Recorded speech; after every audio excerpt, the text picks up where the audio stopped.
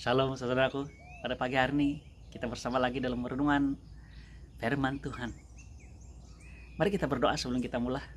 Saya percaya Tuhan mau berbicara di hati kita secara pribadi pada pagi hari ini. Mari kita berdoa. Bapa di sorga, kami sangat bersyukur kepadamu karena Engkau memberikan kami satu lagi kesempatan dapat bersama-sama merenung firman Tuhan. Kami percaya Kau mempunyai message yang khusus untuk kami setiap pribadi.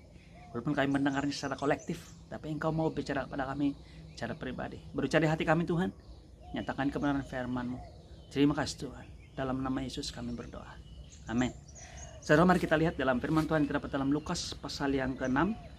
Mari kita baca firman Tuhan ini. Dia katakan dalam tajuk ayat perikop firman Tuhan ini dalam Alkitab terjemahan baru, dua macam dasar.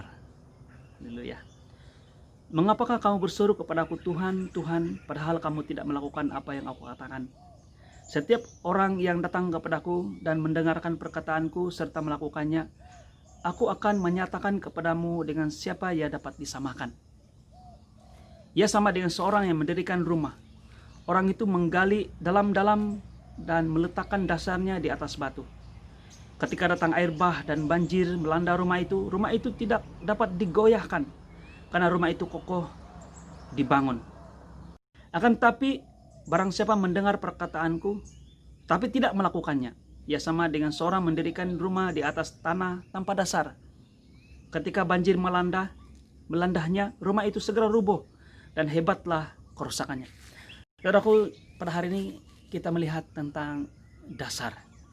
Malah tajuk ini pun dia katakan dua macam dasar, yaitu yang membandingkan di antara dua pribadi tentang firman Tuhan yang mereka dengar. Seorang yang mendengar dan melakukannya, firman Tuhan mengatakan bahwa dia membina dasarnya di tempat yang kokoh. Kan dia katakan menggali dalam-dalam dan meletakkan dasarnya di atas batu. Dan ketika air bah datang, banjir melanda rumah itu, karena rumah itu kokoh dibangun. Sementara seorang lagi yang mendengar firman Tuhan tapi tidak melakukannya, dia disamakan seperti seorang mendirikan rumah di atas tanah. Dia katakan, kita tahu tanah dan batu dari struktur kekuatannya, kokohnya itu tidak sama.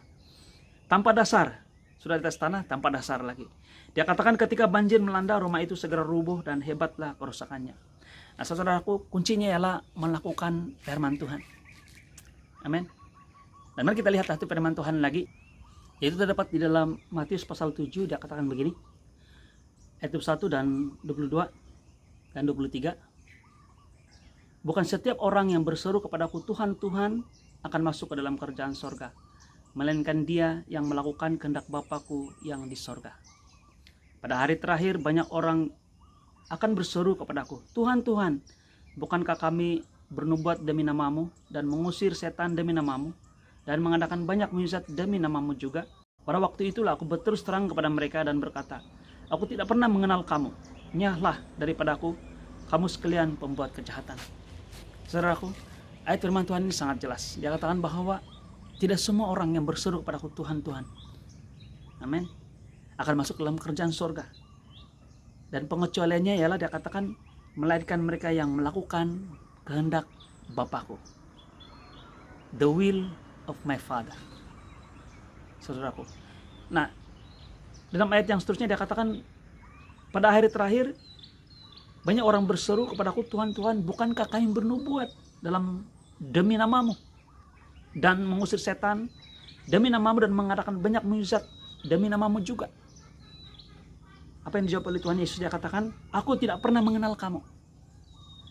Nyala daripadaku, kamu sekalian pembuat kejahatan. Ini sangat-sangat memberikan banyak orang-orang Kristen yang keliru dengan ayat firman Tuhan ini. Tapi saya ingin membawa kita untuk melihat apakah maksud ayat firman Tuhan ini, yaitu seawal ayat yang ke-21 dia katakan melainkan mereka yang melakukan. Apapun yang kita lakukan dalam dunia ini mungkin untuk tujuan yang baik, malah untuk tujuan kehidupan sebagai orang Kristen, mungkin juga berbentuk ibadah. Malah apa yang kita lakukan itu, firman Tuhan mengatakan mengusir setan dan sebagainya. Tetapi sebenarnya apa yang Tuhan inginkan, yang dia kehendaki dalam kehidupan kita, apa yang dia inginkan kita lakukan, yaitu melakukan kehendak Bapa di sorga. Nah, mari kita lihat firman Tuhan ini. Apakah maksud melakukan kehendak Bapa di sorga? Dalam Yohanes pasal yang ke-6 ayat yang ke-40 sangat jelas.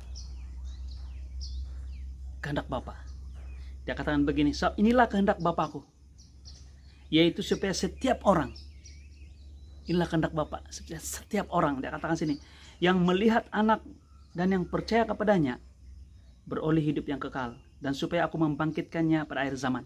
Saudaraku, kehendak Bapa, melakukan kehendak Bapa, satu-satunya kehendak Bapa untuk Anda dan saya adalah untuk melihat Yesus dan percaya kepadanya. Percaya kepada Yesus Kristus. Satu-satunya. Bapa tidak menyuruh kita atau menghendaki kita melakukan banyak hal. Tapi satu hal ini, yaitu melihat dan memandang Yesus dan percaya kepada Dia, bahwa Dialah juru selamat kita. Dialah yang menebus kita dan menyelamatkan kita dari segala hukuman dosa.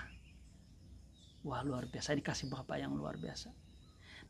Dalam Yohanes pasal 3 ayat 16, dia katakan, karena begitu besar kasih Allah akan dunia ini, sehingga Ia telah mengaruniakan anaknya yang tunggal, supaya setiap orang yang percaya kepadanya tidak binasa, melainkan beroleh hidup yang kekal. Saudaraku, inilah kehendak Bapa. Banyak orang bertanya-tanya, apakah kehendak Bapa? Saya mau melakukan kehendak Bapa. Dalam pikiran mereka sangat luas. Mereka pikir untuk pergi dan melayani. Mereka pikir untuk dapat menyumbang sesuatu kepada gereja, kepada pelayanan, berkorban dan sebagainya. Tapi salah satunya kehendak Bapa adalah untuk melihat Yesus dan percaya pada Dia. Saudaraku, this is the will of God. This is the will of the Father. Kita tidak heranlah mengapa ramai orang yang klaim apa yang mereka lakukan untuk Kristus atau untuk Tuhan sebagai satu hak untuk dituntut, bahwa mereka memiliki penyelamatan, mereka memiliki keselamatan, bahwa mereka adalah anak Tuhan. Itu, saudaraku, salah satunya indikasi bahwa kita adalah anak Tuhan dan kita telah diselamatkan. Kita milik Kristus. Bukan apa yang kita lakukan, tapi apa yang kita percaya, yaitu kepada Kristus Yesus. Saudaraku, walaupun renungan sangat singkat, tapi saya percaya inilah misi hati Tuhan untuk kita pada pagi hari ini. This is the will of the Father, to continue and continue believing in Him.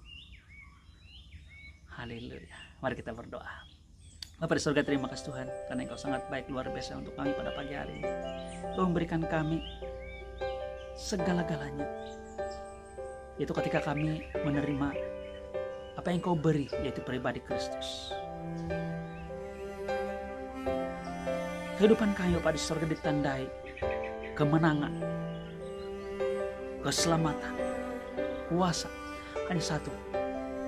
Dan satu cara ini yaitu percaya kepada Engkau dan sentiasa memandang kepada Engkau. Tidak pernah tentang apa yang ditandai dengan apa yang kami dapat lakukan, dapat kami laksanakan, accomplish dalam kehidupan kami. Walaupun itu daripada Engkau, tetapi hanya satu cara, yaitu kami tetap percaya bahwa kami tetap bergantung.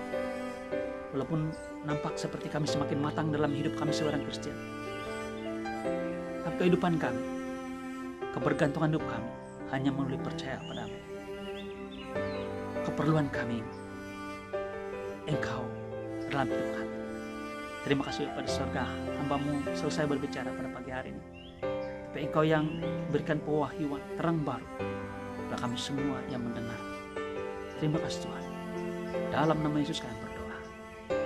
Amin. Saudaraku, sampai kita berjumpa lagi.